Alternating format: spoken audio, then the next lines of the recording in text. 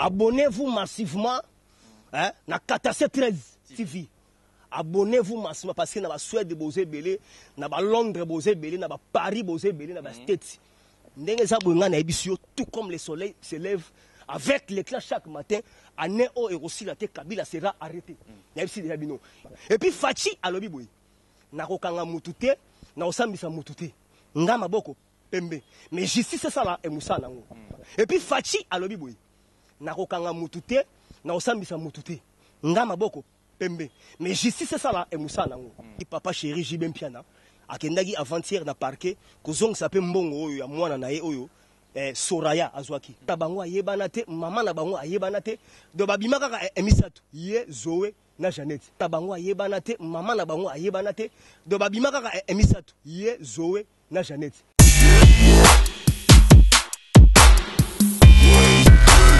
Bonjour mesdames et messieurs le plus fidèle de Katase 13 TV. Bino baye bolandaka biso bo mesana kolanda biso. Nous voilà encore dans le nouveau numéro. Aujourd'hui, nous allons parler de plusieurs choses.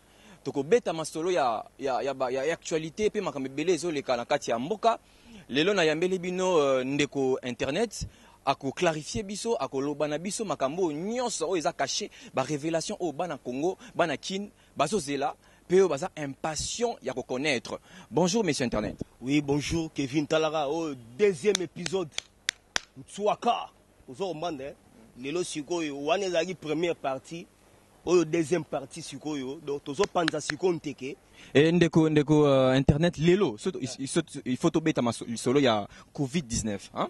Covid-19 lelo to suki wap to zali wap évolution ya Covid-19. Neloko wana merci na panza siko nteke pona eloko wana.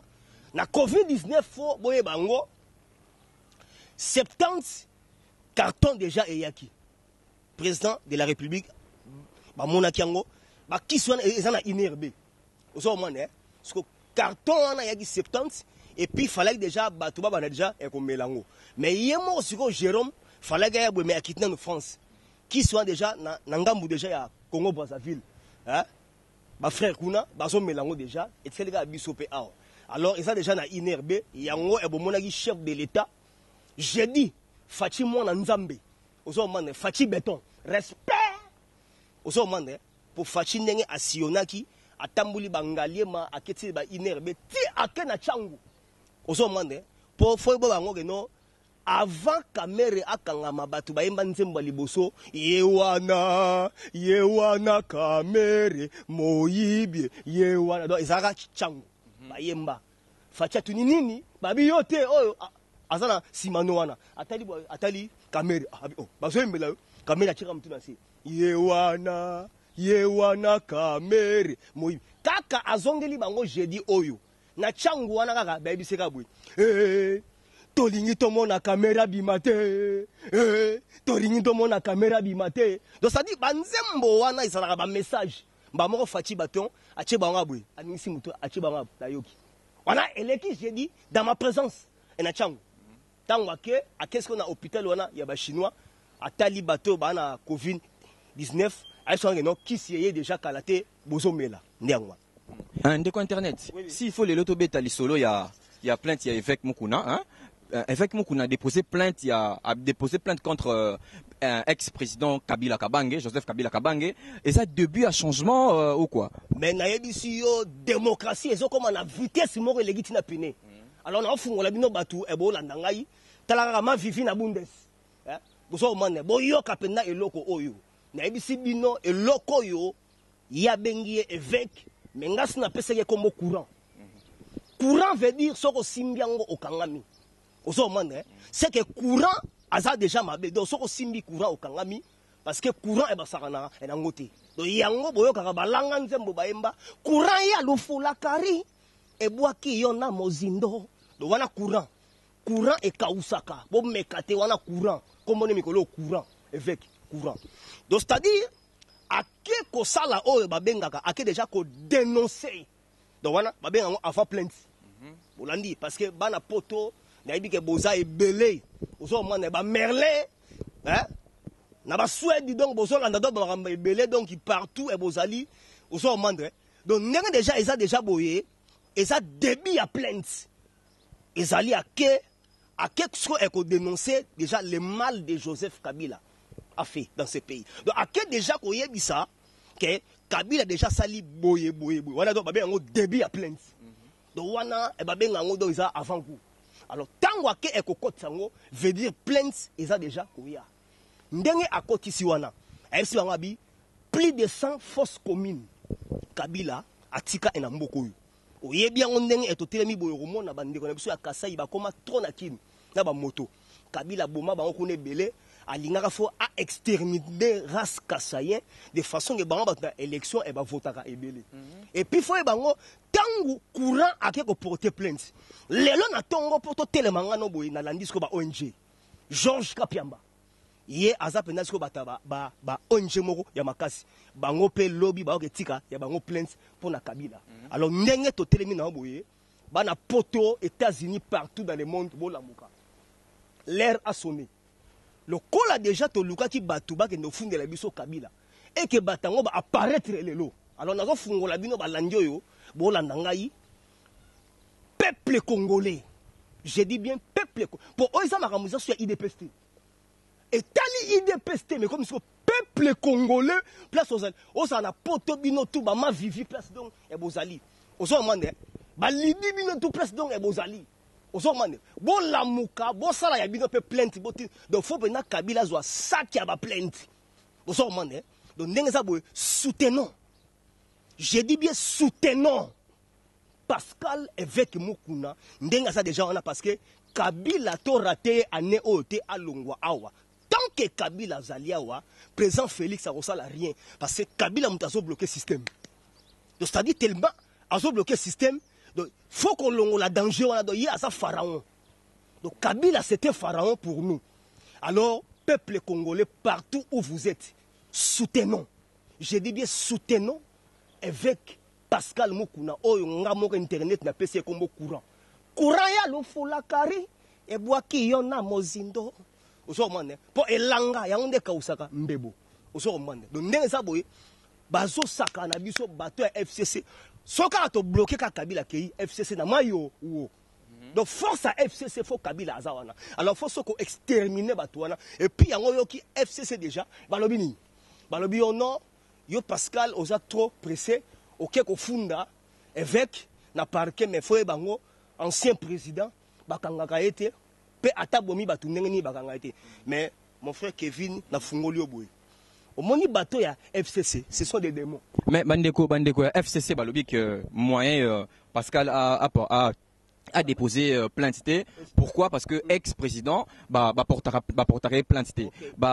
Crime na nyonso o ya sala nyonso eza tombé eza tombé à l'eau quoi. Bon bana poto bolanda ngai. Bosala ba Suède boyoka ngai. Nayebi ke abonnez-vous massivement hein na Katase 13 TV. Abonnez-vous massivement parce que na ba Suède bozé belé, na ba Londres bozé belé, na ba Paris bozé belé, na ba States. Na ba Canada bozé belé boyoka siko nazo panza siko question o na ndeko atuni awa. D'abord faut bango Kabila kana ko longwa Congo te. Soko ke na Jeune Afrique. Au côté de Jeune Afrique au Fungoli, Jeune Afrique, Kabila basala interview en Jeune Afrique en 2016. Batunia balobi entre yo na Mobutu. Ndenge yo déjà osana en a kiti ya bokonzi, au santaka ndenge nini au pouvoir. Yo ka réponse à Kabila. Alobi je rêve plus que Mobutu. Donc c'est-à-dire ayebi que Mobutu asala 32 ans. Yeso alobi je rêve plus que Mobutu. Donc lingo ba yefa que 32 fois 2. Au komona ndenge alongwa wana Kabila lingaka ekolongwa te bana poto bolanda. Oso mande ba Charlotte ndenga bolanda Alain Senga bolanda makambo yo oro de oro 240 bolanda biloko yo Kabila linga olongwa Congo te eloko elongoli sa Congo pression madame moko batindela kana kombo ya Niki Alei nzele wana muto yaka remettre Kabila fin abeta loboko na mesa bi Kabila soko obimisi dauphin te yebango États-Unis to kota tina chambre na yo soko pression ya madame wana ebangisa Kabila.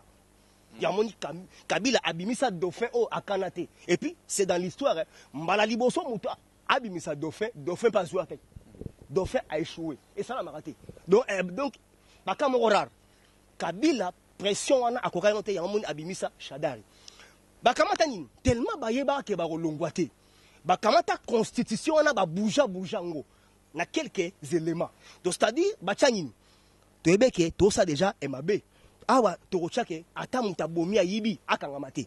Donc déjà constitution wana président Fati Olanda biso il faut que bomma constitution wana et puis parlement na faut que dissoudre ngo bana poto ba dia ça Olanda. Donc faut que dissoudre biloko wana parce que yango ne mutu c'est ça la force à Kabila.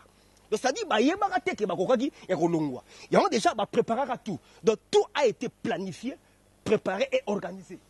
Olandi yango siko moni balobi que non moyen au funda ancien chef de l'État te ndenge za bonga na ebisio tout comme le soleil se lève avec l'éclat chaque matin année au et aussi la tête Kabila sera arrêté. Ya bisi déjà bino. Tant de gens moni boye derrière biso toza costaud. Talarara ba Herman Cohen déjà a derrière biso. À part les États-Unis, il y a encore ONG Human Rights Watch. À plus de 450 dossiers, il y a Kabila. Nazo Bisayo, Kabila sera arrêté cette année. Parce que Tipouana, tant qu'il est ici, Félix ne fera absolument rien. Donc Johanna a bloqué le système. T'as sur le dollar, Tiba Lendo Rara 200. Tosuka wapi. Tote Karanini. Donc c'est-à-dire tellement basa majorité, bazo bloqué le système. Bazo bloqué système. Donc c'est-à-dire bango bazana et puis ba détournement tout ozo ka ba monta ba millions. C'est toujours FCC PPRD. Donc bango batu. Donc c'est-à-dire ba mona ba mabe o e basali soki kaka batiki e biloko ils seront tous aux arrêts. Yango moni o bembi nako alela déjà. Alobi na ibisaki Kabila to tika pouvoir ote mais du fait que Kabila ndimi to tika pouvoir o bembi nako alobi abi biso nyonso to kangama. Obemna alela benabi biso tout un jour to kangama le roi a tout cédé boro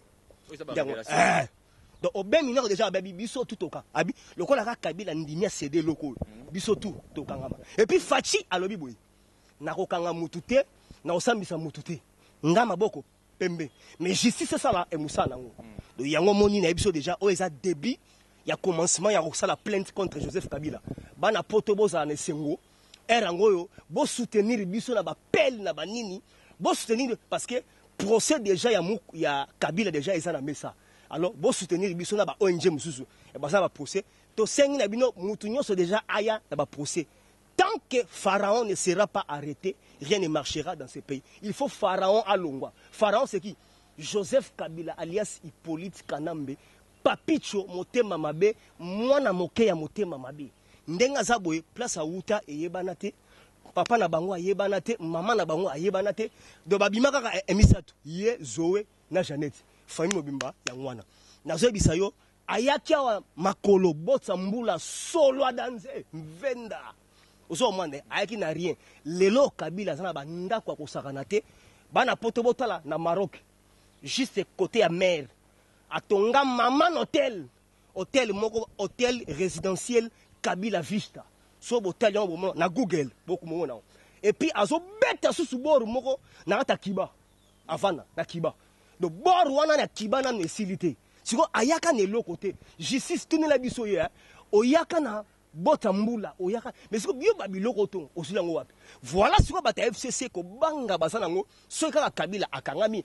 FCC na mayo ou yango moni baba déjà oh non constitution le donc tokopanza constitution wana et puis toi dissoudre paix et na parlement wana voilà.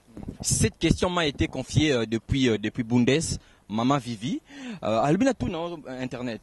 Comment se fait-il qu'un président, ex-président, Joseph Kabila a reçu dans son nombre de demeure M. Chadari, Kalev et Vicente Karega. Maintenant, Ayamaki bango pas sur la masolo nini, c'est une conspiration contre le pouvoir en place ou quoi? Wana diabulu. Naibisa kiyo boye, na mituna oza ekopozenga.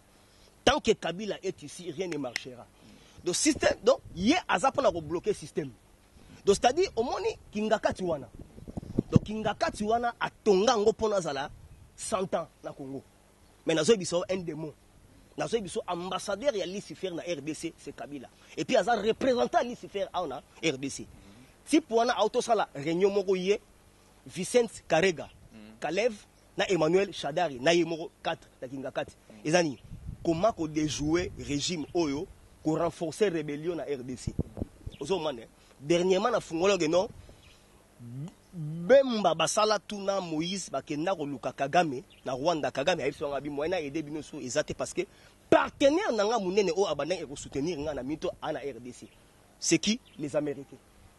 Parce que yomona Rwanda azasu ena force. C'est-à-dire Kabila a aussi la par voies et moyens parce que tapis rouge wana alinga kotika ngoti. Kabila longwana sous pression des Américains. Na tangelo komo ya Nikki Haley.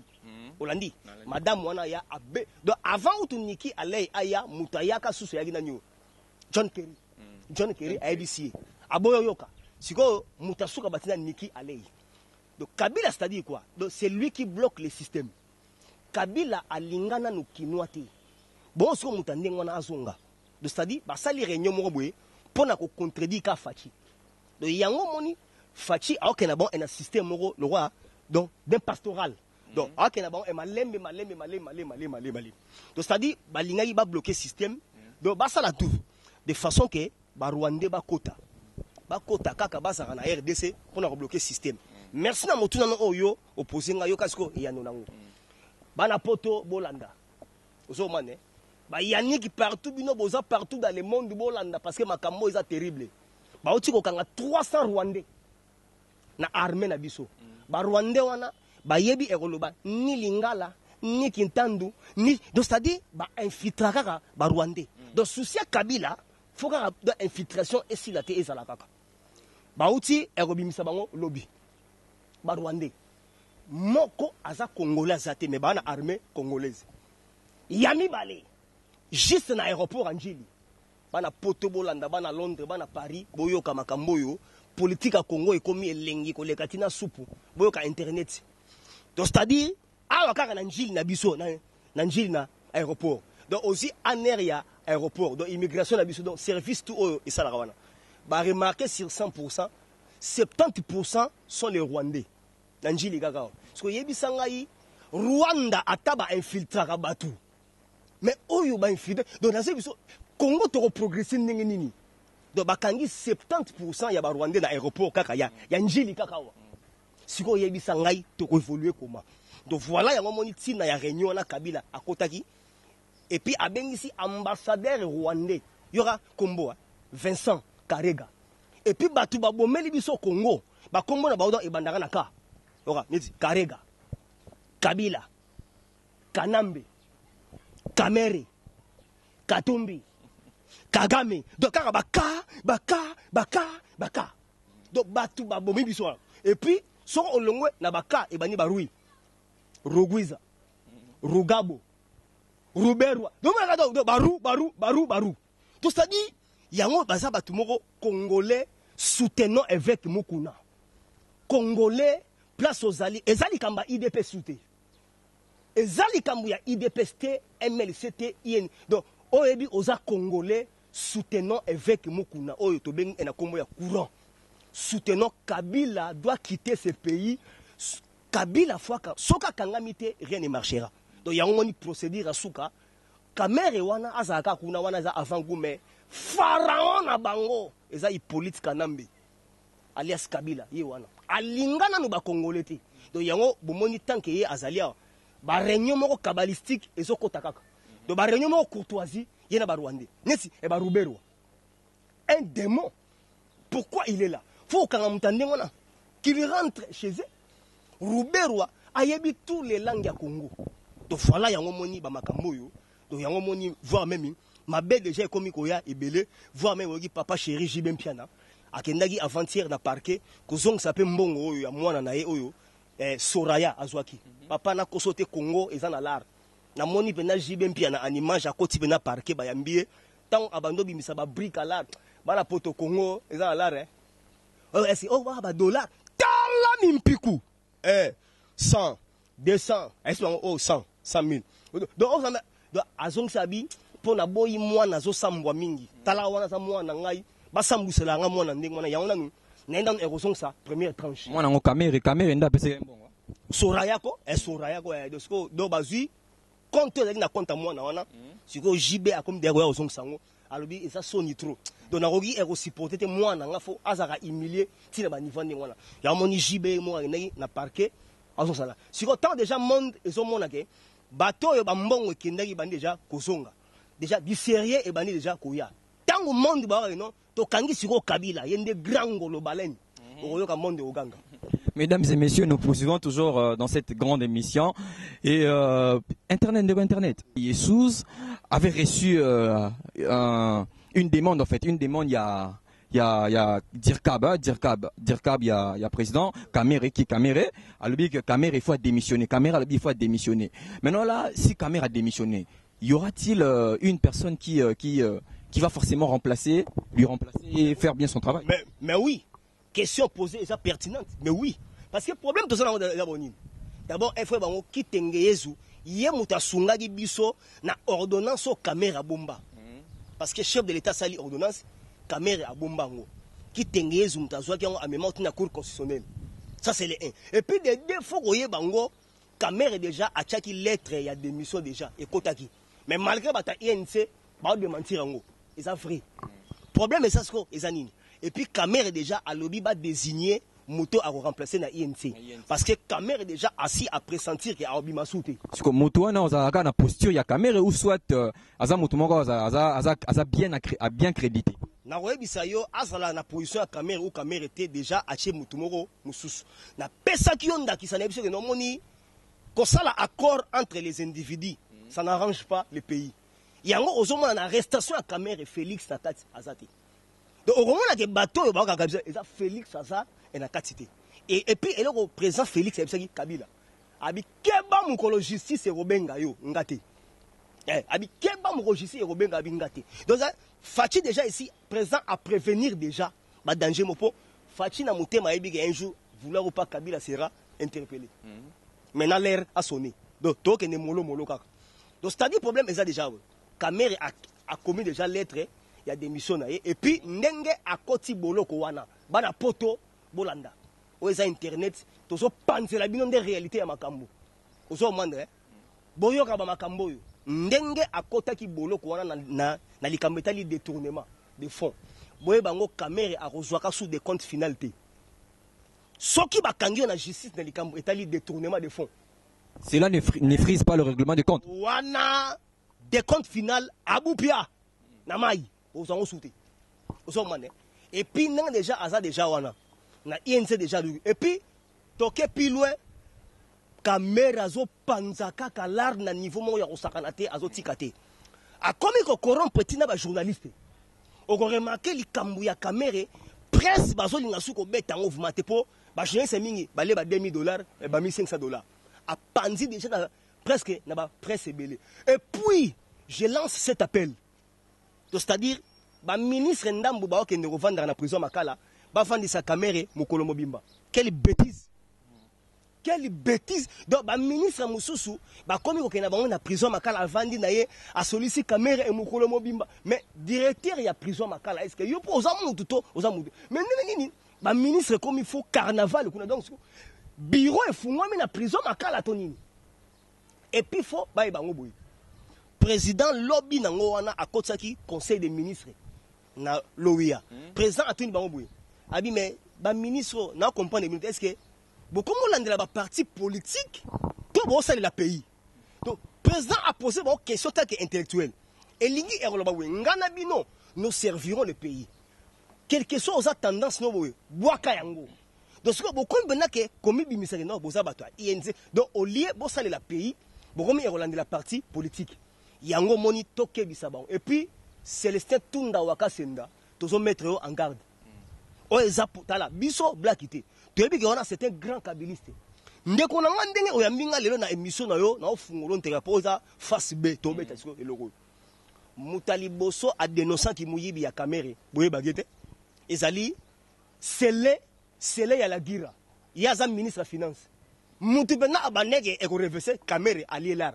ministre de finance wana abanege neni aibisi abibo avant ngana baksion ndambola l'accent ngana no 70% ya mbongo obimisa liboso mais mutabanda bo déjà Kamere na scène yewana déjà ministre wana ya finance abi na ko bimisa mbongo te tant que na moni 70% ya mbongo liboso musala esalite siko yo okocha fachi wana makamaza donc ministre de finance mtabana na ekotake Kamere. Ministre de Finance a légitime ba top Congo na ba TV à lobby Kamere ne me fera rien. Est-ce que Fachi a zaïwan? Donc ministre de Finance ba manene ko potana nous ena Kamere. À lobby à l'accent nous 70% il y a dépasse ça là il y a liboso. Donc mutabim c'est déjà ba indice à liboso que non Kamere ali là ministre de Finance. Bon autant au Joe ya Raw Bank a zuyepe. Aussi américain ou ya Safricas na emokonza ba libanais. Il y a Fachi eza wapi na kati. Yango Fachi alobaki boko mona kali loba nanga kuna te. Yango so etkali Kabila. So etkali Kabila. Il y aura déjà plainte bandits déjà ekokende. Boyo kango. Na esio RDC te repère sa leçon dans monde. Déjà si tu pèes si leçon parce que banda Afrique est Afrique. Depuis que RDC est ça RDC. Parce que l'Afrique a la forme d'un revolver dont sa gâchette se trouve en République démocratique du Congo. Déjà ici, il continue à dictionnaire que directeur à l'Iboso cabinet président à Kangami, c'est Kamere. Tout royo, bon, histoire et continuer parce que tout ça commence à partir de la République démocratique du Congo. Kabila né aussi la terre à Kangama. Toujours dans la sphère de notre émission, Ndeko Internet, j'ai reçu un appel de Sidonie Toumba depuis Bruxelles. A eu dans toutes nos questions. Basoda au bazar recruté. Rwandais en fait. Basoda Rwandais au bazar recruté justement pour le compte de notre pays. Où on est allé sous début il y a acharnement ou est début il y a guerre. Comment se fait-il que na compte na bisoto basoda rwandais et pourtant nous avons beaucoup de gens qui n'ont pas de poste, de militants même qui ont besoin de devenir de soldats. Qu'est-ce que tu penses par rapport à ça? Mais c'est ce que nous voulons. Parce que le problème, c'est l'une des raisons, il y a l'évaluation et l'accord cadre. Parce que l'accord cadre, il faut réforme des institutions. Donc, c'est-à-dire réforme institutionnelle. Donc, c'est-à-dire accord cadre, il faut que l'armée. Le pays a été déjà vendu pendant 18 ans. Mbok a déjà été comme pendant 18 ans. Donc, Kabila a tcha Congo place non. Rwanda a bénéficié pendant 100 ans. Donc, yango oromona même nakan kokolo. So okekuna okuta ba Rwandais ba. Donc, c'est-à-dire même okeka na ville, na Sozakom.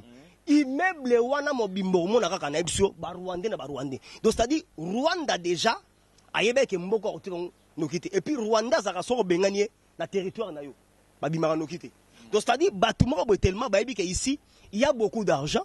Ça, qu'on s'enrichit dans le Congo, moi, bima, et ça, il y a un moni, si quoi, bandi, to bandi, réforme, procureur.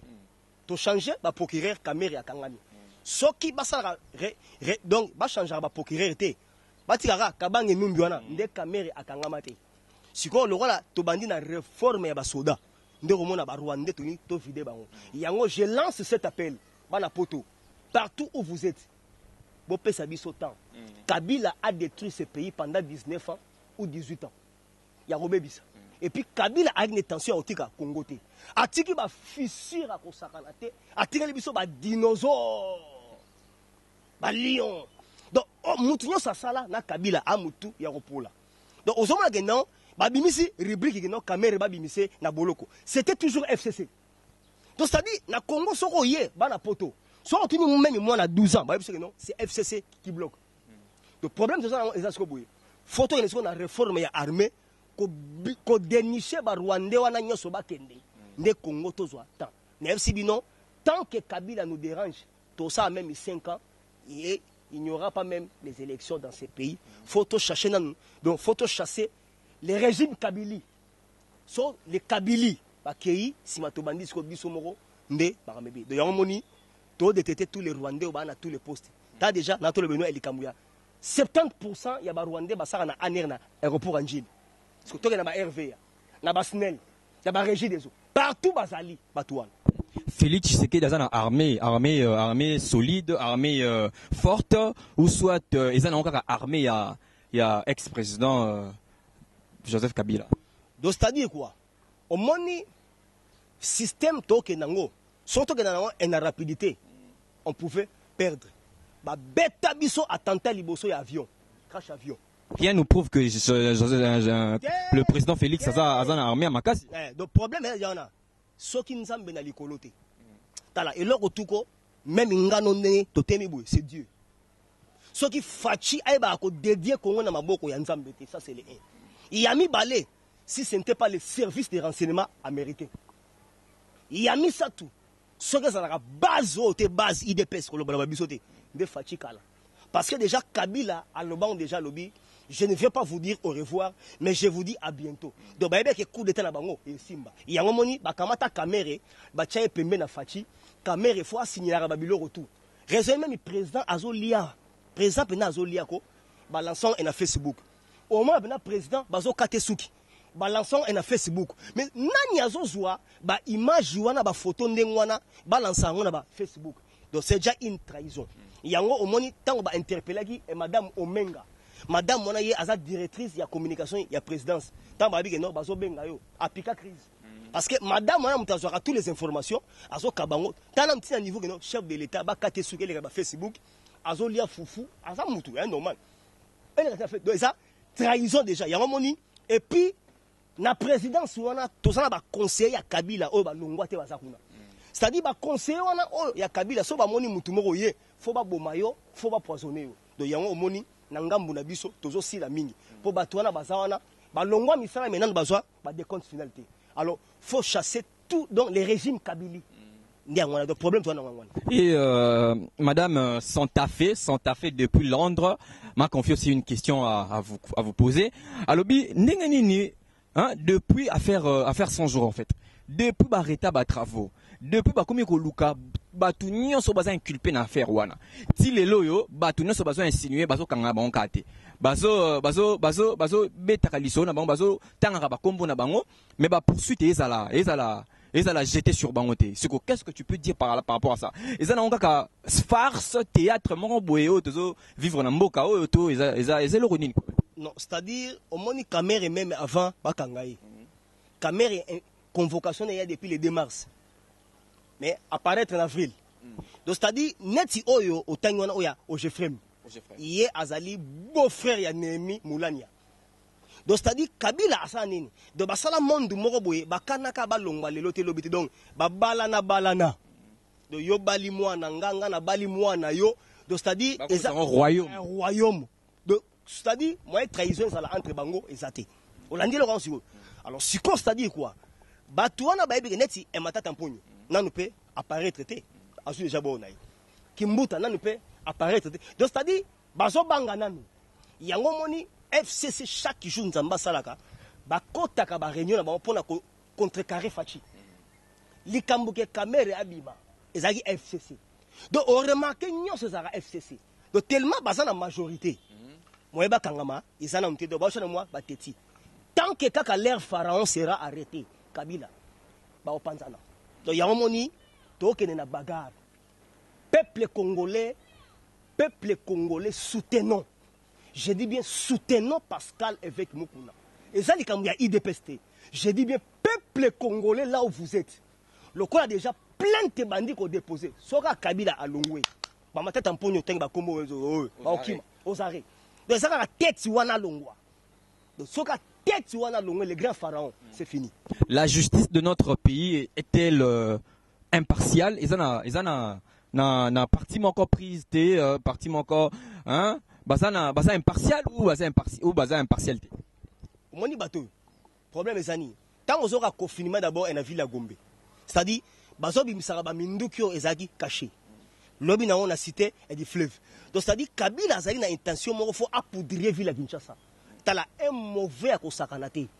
Raisonner Kabila ndenga zana ndenge ngana to temi boito sola entre nous les Congolais. Kabila a la première difficulté à ce qu'on a passé. Donc Kabila a ce qu'on a passé. Donc on a difficulté, il y a Seka Nagoloba. Un mauvais, un rancunier, je dis un rancunier. Donc c'est-à-dire, Ndenge Atika Tapiru Jouana à mon avrété. Donc souci ne faut pas ça la koukaka. On l'a dit. Donc yango siko ozomona ba fissure autour ba kal. Justice est comme déjà indépendant. Mais batango siko tellement ba sana ba mbongo na bandako. Ba carton na donc ba sana moi qui tététesse. Mais dans bisayo justice est au sana et musana et puis justice comme déjà indépendant. Na biso bateau tout. Ceux qui kaka to soutenir avec Mukuna parce que voir même bana ya Laurent Mouzé Kabila ba déjà ah. vrai Kabila oyo akufa le père vrai bana na ye oyo azaka mwana te bani balia donc ba dossier ekoya ya ndenge na ndenge pour kokanga Kabila soka ka pharaon akoiba tout c'est fini na ndenge ozobenga pharaon wana Kabila eza batu oyo asa entouré na batu mabe asa entouré na ba loup-garou ou batu ba loup-garou wana ba bebisa ye ou soit Kabila za dans comportement asa dans nature wana mabe eza batu nde ba bebisi ba congolais ou soit eza nature na donc c'est-à-dire ezaki ba lobbying donc c'est-à-dire ba lobbying et puis bien que États-Unis et RDC mais il y a eu quelques lobbying au bazati siko basunaka Kabila bazali donc yango moni azana moi li loba moko moi moke place wana mais bo ba lobbyingo baza moke wana ba kokwesa te o baza sikoyo parce que bagarre to sana na RDC za bantuna nilotiki donc c'est-à-dire ba Rwandais bango balingaki ba vendre na Congo du siècle et du siècle donc c'est-à-dire minoritaire alingi a diriger majorité donc c'est-à-dire aza soutenu par quelques lobbying yamoni États-Unis pour fachi avanda awa ezagi bitumbaya les États-Unis et l'Union européenne Hollandi tala sikoyo Fayulu aganga giawati onga président Eli Mobimba akangama na confinement les États-Unis ti lelo ayagate avion azana ngote un président c'est-à-dire ceux qui to sala la même erreur Fayulu amenga kobima bagaro Kabila linga do ayungule en minute président Félix aza stratégie amutu moko azoya no malembe parce que bateau soto mema ba en rapidité on pouvait tout perdre parce que ba point stratégique ya Congo bazana ngo tanet elikamba passeport ti lelo romona soko ke ko bimisa passeport zoé ti lelo aliaka $50 ya passeport zoé OK ba bloka nyonso faut ko landela ngo ko kasango soki ba longoli $50 au zoé aliaka na chaque passeport moko donc déjà donc on senti donc bazaka na mo ba donc ba privilège et mike on remarqué pe elikamba ya Gopass wana Gopass na aéroport au moins mbongo ya Gopass wana ekina soit pas Jeannette soit pas Kimbuta Gentini a que remarqué Kimbuta signé ba contrat ba 10 ans 15 ans mais mbongo c'est pesama abido tananu marché na biso zandwa munene libanais mutu a gerango tananu beneblo kani wana parce que tala pays ndenge eteka matina ba niveau wana yango tozoloba soutenons avec Pascal Mukuna oyo to bengi courant ya lofola kari e bwaki yo na mozindo to kanga courant alengi sabato bakende et puis FCC ba panza soka Kabila akangami. Messieurs, dames, nous sommes arrivés presque à la fin de notre émission. Abonnez-vous massivement sur notre chaîne KTC 13 TV. Ndeko Internet. J'ai reçu aussi, on m'a confié une question très pertinente à vous poser. C'est le big boss Yannick Bababi depuis Suède. Alors, il y a une question. Ba tuiri o ezelo le kana est banda babanolo ba tuiri wana ba sili ba tuiri za la société ba kati ba crime contre ba viol wana ba crime contre l'humanité etc. C'est vraiment nombreux ce crime et lelo tout solo ba crime ils ont continué kaka ba crime ya RDC ba viol ya RDC ça à perpétuité ou ekosila un jour. Oui Charlotte ndenga na kata Paris olandanga déjà na mutuna o ndeko Kevin Atuni eza boye omoni bolanda Adolphe Muzito aleka na TV5 mututu alanda Adolphe et Muzito alobaka toko créer insécurité moko ya makasi akozwa difficulté pendant tout ce temps de règne Fachi a redirigé te abi toko bloquer même communauté internationale ba pesa bango aide alimentaire te toko cha insécurité partout dans l'est voilà yango ozomona tala neti avant-hier ba to tumba église ya Pascal Mukuna na Kisangani ACK batumbion c'est toujours FCC. Donc c'est-à-dire bazo soutenir ba moyen-âge argent. Ba financier ba crime. OK, donc ils ont financé. Neto mona Jean-Marie Kassamba dernièrement à Kena Tchangu copia ba jeune 5000. Donc c'est-à-dire donc ils troublent les moraux financiers. Na est kuna ba ta ba Ituri, okuta ba Rega, ba Bashi, ba Manyanga, donc Banyanga ba Rega na ba Bashi. Donc c'est-à-dire ils ont ba tribu moko boye, ba mesana déjà ba vivre na guerre.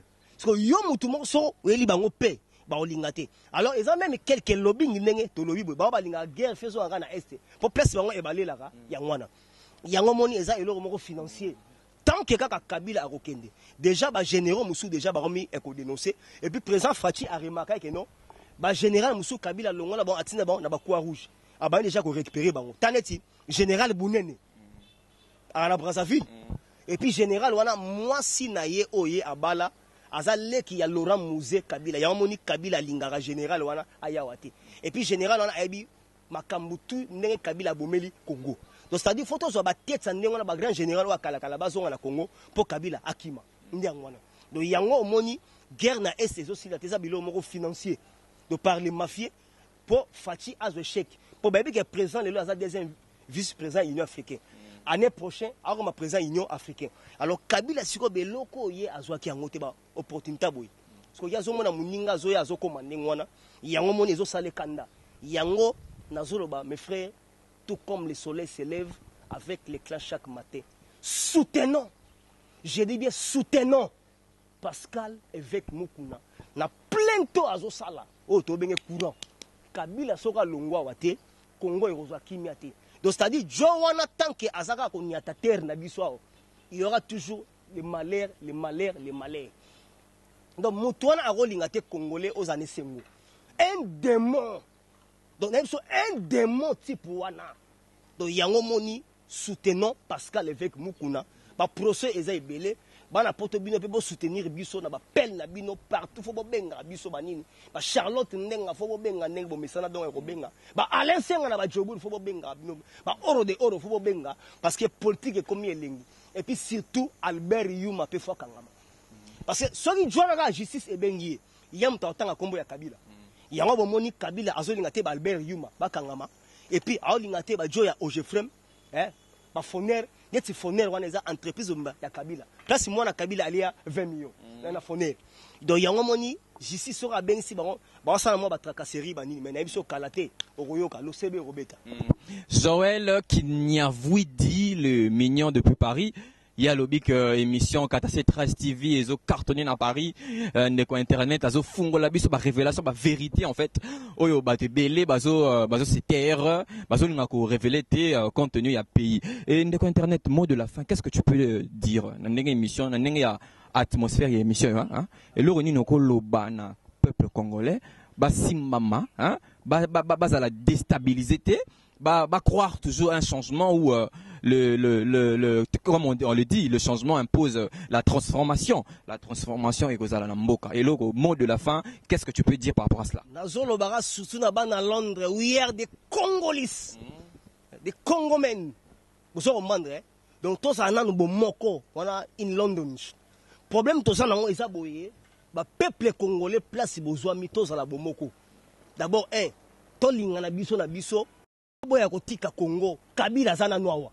Akende tous en kibomoko donc tous en kibomoko biso nyoso et puis ennemi face à musika ennemi des fois à dire et musika et puis na sengi bino abonnez-vous massivement na Katasse 13 TV parce que place nebo za ba news a bien ba parler à kitoko aux man et puis ba kinois s'il vous plaît aux man ba na propre ya mabele donc mabele mame aux man ba na ba Far West ba oloba ozomane awa bozoma te ba vrai congolais bazoloba likambo ya droit de terre ozomane parce que la terre ça nous appartient nous tous ozomane nous avons droit de parler ndenge baloba na portugais a terra appertencemos hein a terra et nossa ozomane ndenge wana donc bana donc bo s'abonner massivement bo ebele et puis talara bo ba dédicace et bandi na moni hein pour tomber après ba fait ba nini talara sans vous donc Merle Zouma,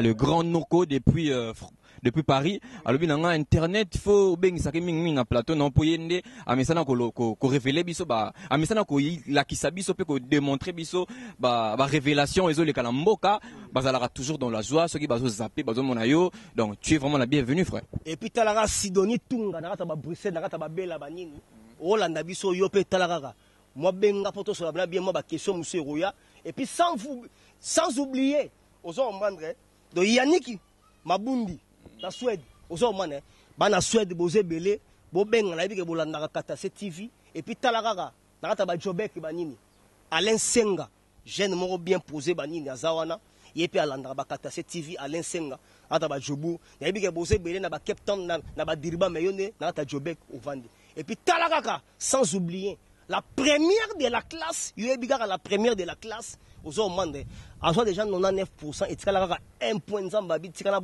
point pour Yaoundé, et ça, et comme à 100%.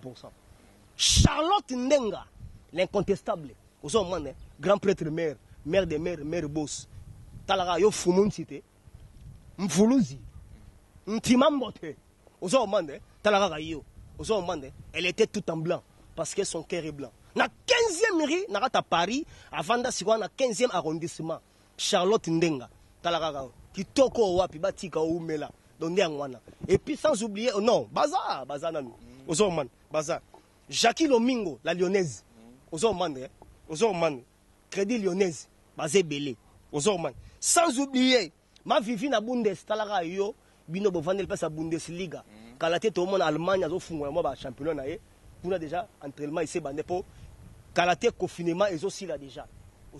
Sans oublier Merlin Zoumakiala, Narata Paris, Narata Paris Banini, Talara Internet à Pessio, Salam Banini.